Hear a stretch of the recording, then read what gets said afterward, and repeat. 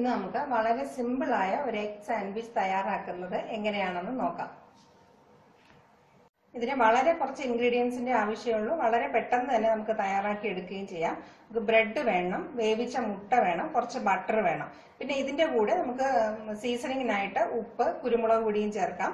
പിന്നെ വെളുത്തുള്ളിയുടെ ഫ്ലേവർ ഇഷ്ടമുള്ളവർക്ക് വെളുത്തുള്ളി വേണമെങ്കിലും ചേർക്കാം. അപ്പൊ ഞാൻ ഇന്ന് വെളുത്തുള്ളി ഒന്നും ചേർക്കുന്നില്ല. വളരെ സിമ്പിൾ ആയിട്ടാണ് തയ്യാറാക്കുന്നത്.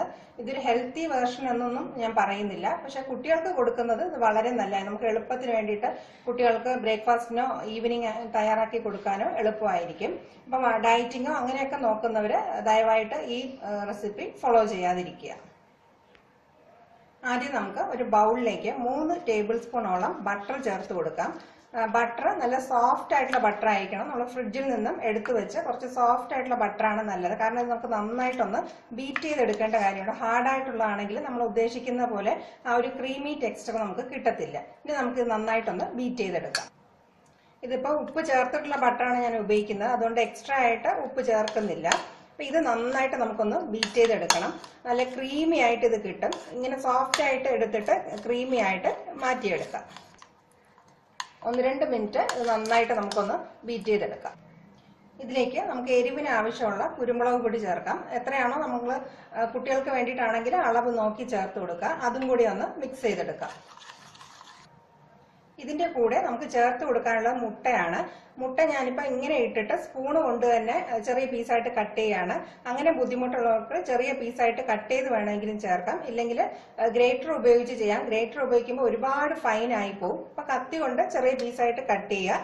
ഇല്ലെങ്കിൽ ഇങ്ങനെ ഇട്ടിട്ട് സ്പൂൺ കൊണ്ട് തന്നെ ഇങ്ങനെ ചെറുതായിട്ട് നമുക്ക് ഒന്ന് കട്ട് ചെയ്തെടുക്കാം. ഒരുപാട് ചെറിയ പീസായിട്ട് കട്ട് ചെയ്യേണ്ട, ഒരു മീഡിയം സൈസുള്ള പീസായിട്ട് കട്ട് ചെയ്തെടുക്കാം. മുട്ടയും ബട്ടറും എല്ലാം നന്നായിട്ട് മിക്സായി വന്നിട്ടുണ്ട്. നമുക്ക് വേണമെങ്കിൽ ചെറുതായിട്ട് ചോപ്പ് ചെയ്ത മല്ലിയില വേണമെങ്കിലും ചേർത്ത് കൊടുക്കാം. അപ്പൊ ഈ മുട്ടയുടെ സ്മെല്ല് വരാതിരിക്കും. അങ്ങനെയുള്ളവര് മല്ലിയിലയും കൂടെ ചേർത്ത് തയ്യാറാക്കുക. അപ്പൊ നമ്മുടെ ഈ കൂട്ട് തയ്യാറായി കഴിഞ്ഞു. ഇതാണ് നമ്മൾ ബ്രെഡിനകത്ത് സ്റ്റഫ് ചെയ്യുന്നത്. ഈ സാൻഡ്വിച്ച് നമ്മൾ ചൂടാക്കിയോ ഗ്രില്ല് ചെയ്യോ അങ്ങനെയൊന്നും ചെയ്യുന്നില്ല. ഇങ്ങനെ കോൾഡായിട്ട് തന്നെയാണ് സെർവ് ചെയ്യുന്നത്. അപ്പോൾ ഒരു സ്ലൈസ് ബ്രെഡ് എടുക്കുക. അതിന്റെ മുകളിലായിട്ട് നമ്മൾ തയ്യാറാക്കി വെച്ചിരിക്കുന്ന ഈ കൂട്ട് വെച്ചു കൊടുക്കുക.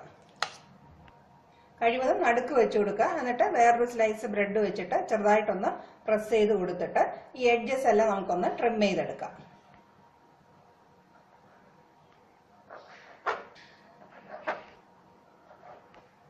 ഇനി നമുക്ക് ഡയഗണലായിട്ട് ഒന്ന് കട്ട് ചെയ്തെടുക്കാം.